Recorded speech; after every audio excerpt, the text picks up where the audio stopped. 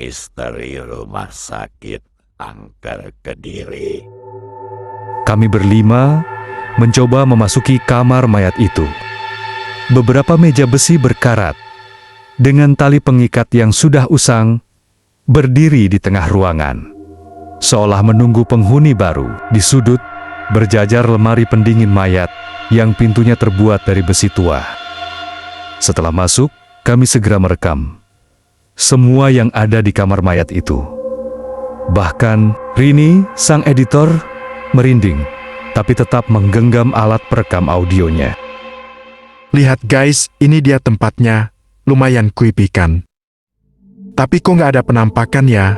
Apa mungkin hantunya lagi istirahat ya? Jangan ngomong gitu, Don. Aku udah nggak tahan nih. Udah deh, kita cepet-cepet aja keluar dari sini. Setuju, kita rekam sebentar, cari bukti, lalu keluar. Dan kamu, Bima, sorotin kameranya ke semua sudut. Oke bos, kamera on.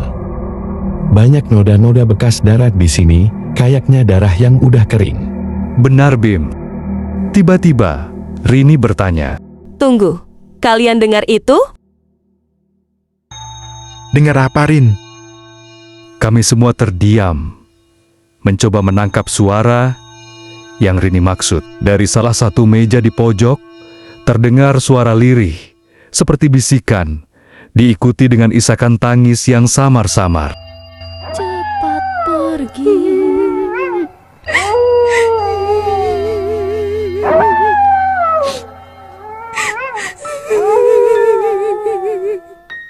Ya ampun, itu beneran suara isakan kan? Aku nggak salah dengar. Aku rekam ya. Siapa tahu suaranya bisa lebih jelas. Alah, paling cuma efek suara dari gedung tua. Angin-angin aja kok. Coba aku putar ulang rekamanku.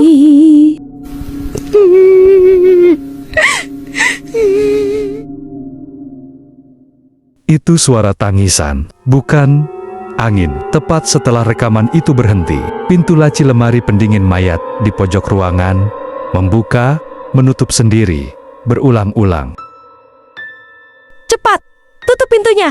Tiba-tiba, dari dalam pintu lemari muncul hawa dingin yang menusuk. Dan diikuti suara tawa cekikikan perempuan yang sangat menyeramkan, seolah mengejek kami. Seketika kami berlima, tunggang langgang lari ketakutan. Sekilas kami melihat sosok perempuan berbaju putih dan berambut panjang, berdiri di depan lemari sambil terus tertawa cekikikan. Napas kami terengah-engah dan kaki kami terasa lemas. Kami sampai di sebuah ruangan yang jauh lebih luas, yang sepertinya adalah ruang perawatan pasien. Ranjang-ranjang besi tua tampak berjejer. Udara di sini terasa lebih mencekam, seperti ada yang mengawasi setiap gerak-gerik kami. Sialan, udah aman belum sih? Aku nggak tahu. Aku nggak mau lagi dengar suara-suara aneh. Tenang, Rin. Mungkin kita udah jauh. Bima, kamu rekam terus ya. Siapa tahu ada penampakan lain. Siap bos. Lalu Bima menyorotkan kameranya. Tiba-tiba, kameranya berhenti di sebuah ranjang. Lihat, itu apa? Kami semua menoleh ke arah yang ditunjuk Bima. Di sana, boneka lusuh itu tergeletak dengan tatapan kosong. Ih, lucunya. Boleh aku pegang tidak? Tiba-tiba, Rini mengambil boneka itu dan menggendongnya. Rini, jangan sembarangan sentuh benda-benda di sini. Ayo cepat balikin lagi. Rini, dengerin Andi. Boneka di tempat kayak gini nggak ada yang normal. Tiba-tiba, terdengar suara anak kecil tertawa. Suara itu menggema di seluruh lantai, seolah-olah berasal dari setiap sudut ruangan. Kami semua terdiam. Tawa itu semakin kencang, semakin jelas, dan seolah-olah mengelilingi kami. Rini membeku di tempat. Tangannya masih memegang boneka itu. Wajahnya pucat pasi, matanya membelalak ketakutan. Kami melihat ke arah boneka di tangannya, dan mata kancing yang tadinya terlihat biasa, kini seperti menatap lurus ke arah kami. Senyum di wajah boneka itu seolah melebar.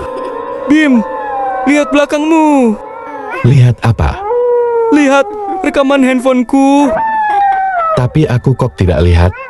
Terus siapa itu? Jangan ambil bonekaku.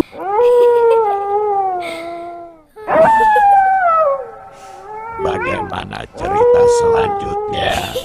Ikuti terus kisahnya di komik misteri dalam cerita Misteri Rumah Sakit Angker Kediri.